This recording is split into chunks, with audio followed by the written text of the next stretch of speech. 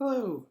We have been learning about binary search trees this week, and this is our lab 10, on implementing binary search trees.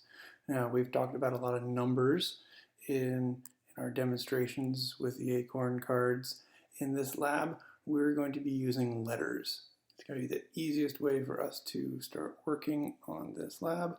So, what are we going to have to do? We're going to have to learn about insertion and deletion, but we're not going to learn about rotation. You might see some things in the code about rotation, but not this time. We're going to leave that out because we're trying to make this a little simpler and a little more straightforward. What are the basic concepts? We'll talk about rotation in a few weeks. So, things that you'll need: downloading the skeleton for this project, opening it up, and when you do, you will find code that looks like this. So again, it has our general structure of code and our model and our GUI and our controller, all those pieces. To start running the project, to test it out with the GUI, you want to hit our run button here, and you will probably have to go work with the structure. Notice that I have the JUnit libraries here. You might need to go install those. You might need to install the JavaFX libraries again. Hopefully the module info.java is all set up correctly, but if things go wrong with that, this is the place to go. If you see some weird error messages of this is not open, you need to talk to this with JUnit, this is the place to go inside module info. Okay, so let's see what happens when we get it up and running. The lab is building. You can see down here in the background, things are working. Great. We have our empty screen here. On the right-hand side, you will see a bunch of numbers that we're going to be able to calculate about our tree. In the bottom part right here is where we're going to be inserting things. And then if we want to remove things, we have this button pressed. Again, ignore the rotation buttons. You're just going to need remove. And then pre-order, in-order, and post-order reversals.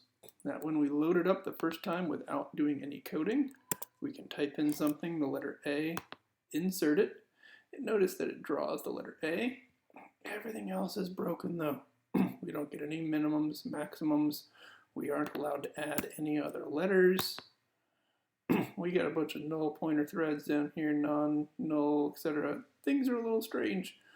Okay, well, when it's actually working, we will have something like this. So to demo what happens when it actually does work, I want to insert an M.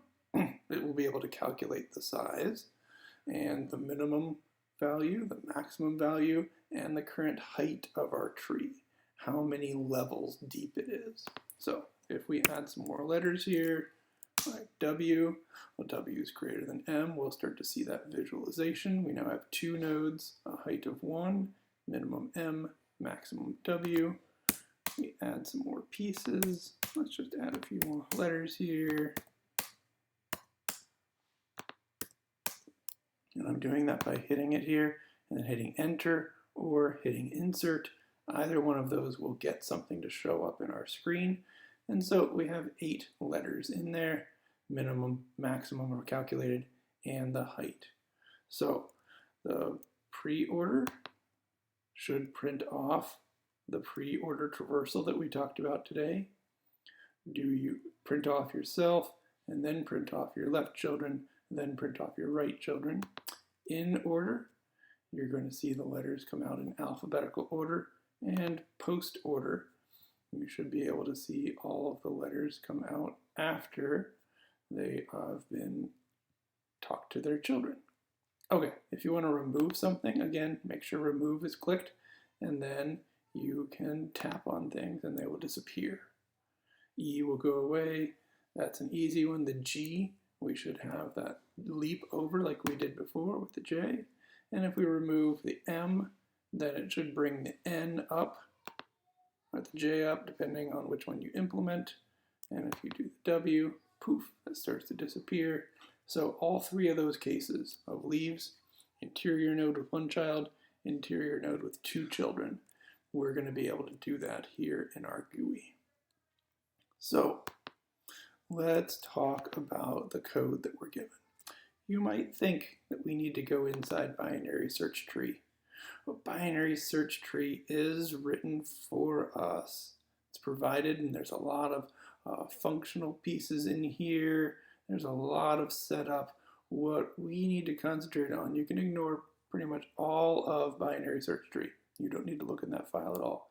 You need to look inside tree node. Tree node is the node implementation, and there's lots of pieces that we have to do. The data members that we're given. We are given a left, a right, and a value. And with all 3 of those pieces, that should be everything we need to be calculating our trees. Now every tree, every node defines a subtree, and all those pieces can come together. Now they're not null, as they were in the code we were discussing in class. They are this thing called optional. Optional. This is a way that Java is going to help us not make as many null pointer exception problems. There's a lot of reasons why a null pointer exception could happen. It's because you went somewhere and there was nothing left, or you wrote your code wrong. And we want to be able to distinguish those 2 reasons why things fail. And so an optional is going to help us say, this thing could be null or it could not. And when it is null, I'm going to give you a slightly different error, so you know that you were expecting it, and other things like that. So we want to be using optionals of type tree node T. So these are wrappers, and we'll demonstrate in the next video exactly how they work, but I wanted to show them off. That's what left and right children are going to be. Optionals, which are wrappers around tree nodes. And they start off being empty. We start off saying a tree node has a value, but it's a leaf. There are no left children, there are no right children.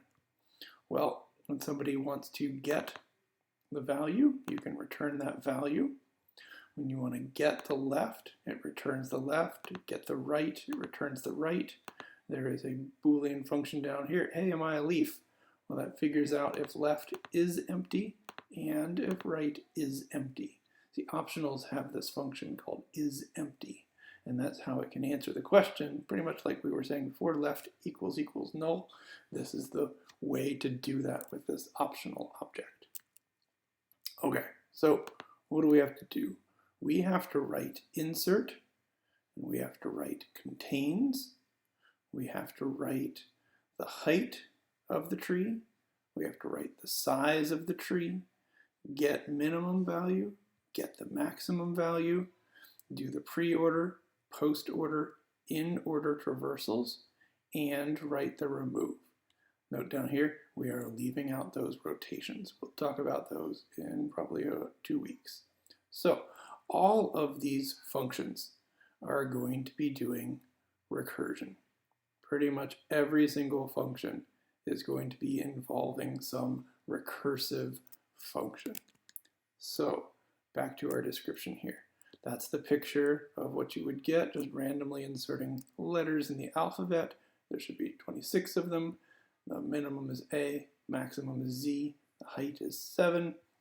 A little bit more explanation written up about optional versus null, and some hints as I demonstrate a little bit of the code. I'll show you how to create new things of optional. Step 1, write insert and contains. They feel very similar, but there's going to be some slight differences between them. I think we will write one of these as a video, and I want you to implement the other one. And there is a tester. Don't forget that we have a tester, and the JUnit tester should be able to run, and right now everything fails except for, strangely, test big. Everything is not working except for that one, but as you get things working, you should get pieces of the visualization to work, and you should get these specific things inside the tester. So test 1, and then you should have some values working inside methods passing their unit tests for pre, post, and in order. For the sizes, you get some more tests, and then for deletion, you can pass all the unit tests, and then at the end of the day, submit treenode.java and an evaluation document, but I deleted that, so there is no evaluation document again. Not this time. Let's make it straightforward for you. Okay, so I want you to implement this tree, and you've got your gradations on your points down below. This is our project for the week.